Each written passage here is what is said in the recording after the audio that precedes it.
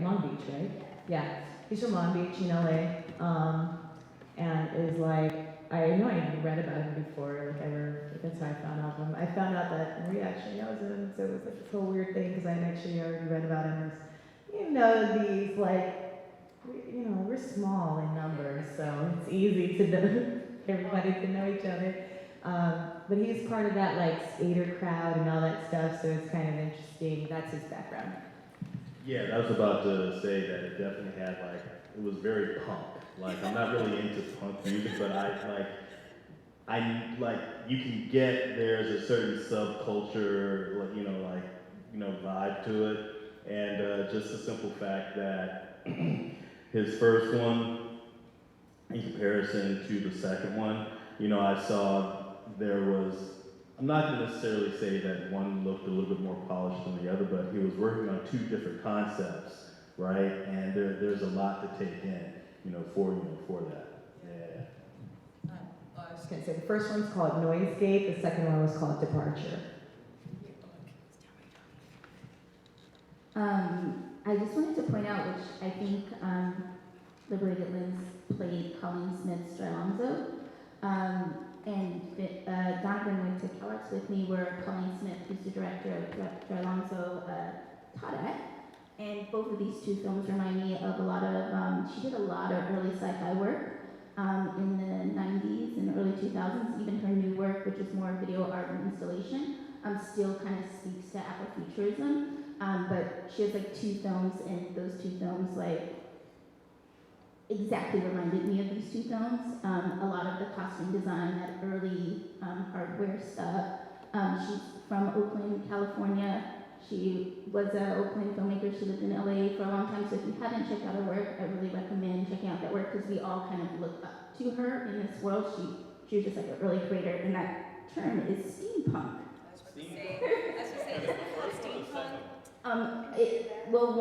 Donovan is a big steampunk kid, and a lot of these early 90s days, if you're in San Francisco or the Bay Area in the 90s, steampunk ruled, right? I'm not the only one that old, right?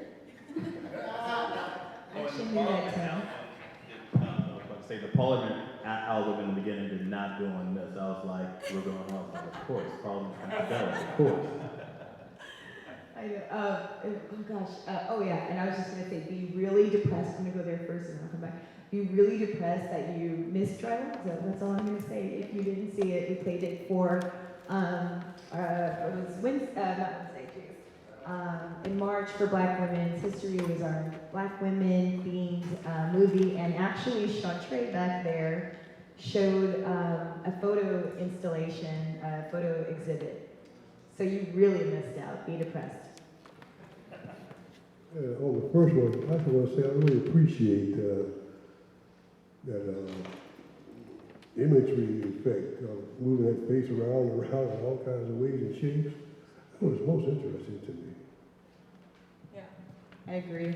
Now if I could do it all over again, I might have played Departure first and then Noisegate.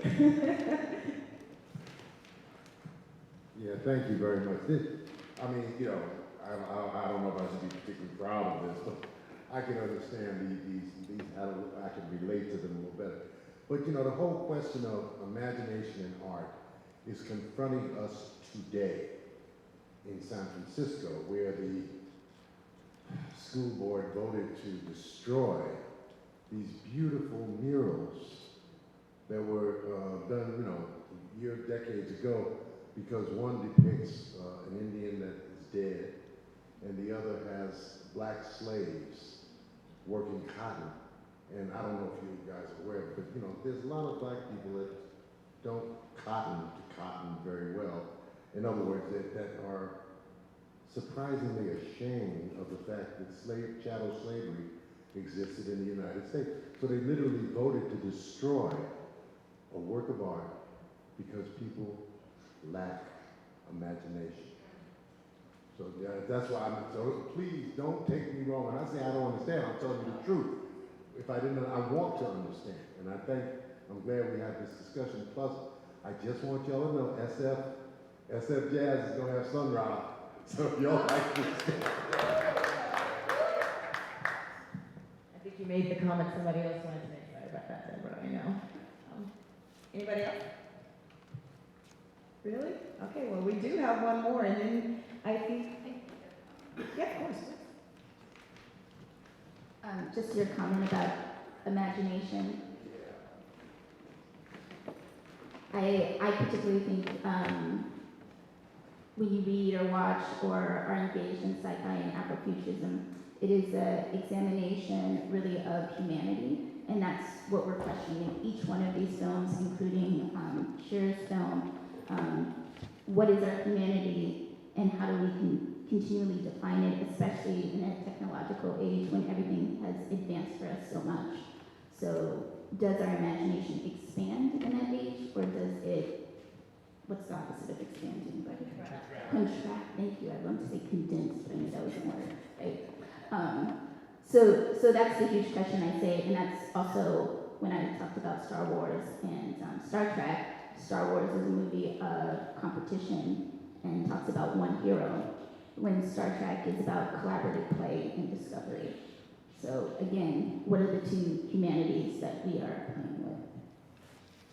Yeah, and I was gonna, I'll add that we have one more film to watch, and then after that we can just sort of nerd out about the larger ramifications of like sci-fi, right? Like, and let's say like people of color's place in it and all that kind of stuff. We can get into more of those philosophical talks. You know, since it's open, I just want to say that the second movie kind of reminded my imagination of like a mothership. And these were people from the mothership on Earth visiting. And also it kind of play in my mind is the physical body and spirituality. And the physical body, we are Earth, and that was just a mothership coming from spirit, something like that. Well, in specifically talking about the movies that we just watched, I have to say that with Departure, which is the second movie, sorry, thank you. With Departure, which is the second movie, I kind of wish that there had been this like theme where, and I know this is, you can't go back and tell a filmmaker what they should do, and everything's always 2020 after that. But I wish that there like had been this like theme about, or some kind of delve into the fact that I felt like I was watching just like another kind of like sci-fi as opposed to like, what does it mean to be in a black body?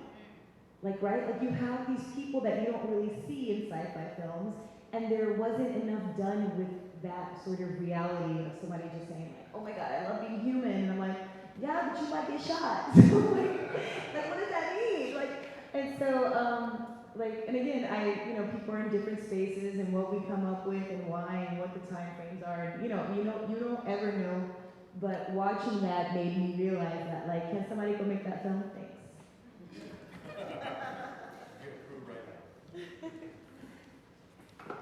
Thanks. Shantray has a question. Could you come up here? I was gonna say, Shantray, walk up. Thank you. Come on, sit over here. Be with the crowd.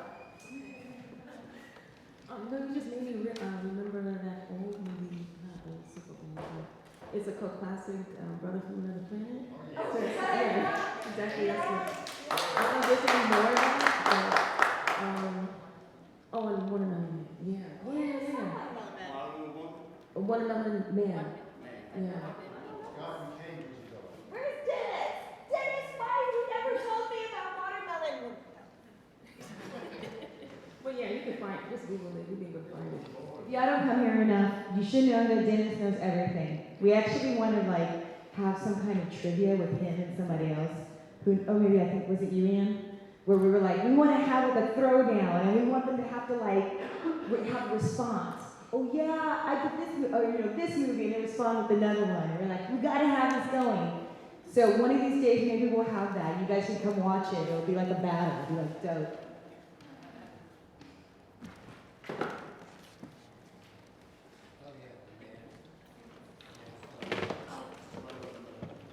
Okay, so this last one is mine, but I gotta give you the background. I gotta give you the background on this. It was made as part of a what's it called? It was made as part of a 48-hour film project. Okay, which means you cannot hate on me, because it was shot in 48 hours. And what we did is we went back and edited it. Like, I went back and edited it, so you're not gonna watch the, like, original versions, that version's painful. But this one is, I'm actually gonna show you the one that we subtitled in Spanish, which means if you can read Spanish, it will actually make more sense for you than people who don't. That's just like a little treat there.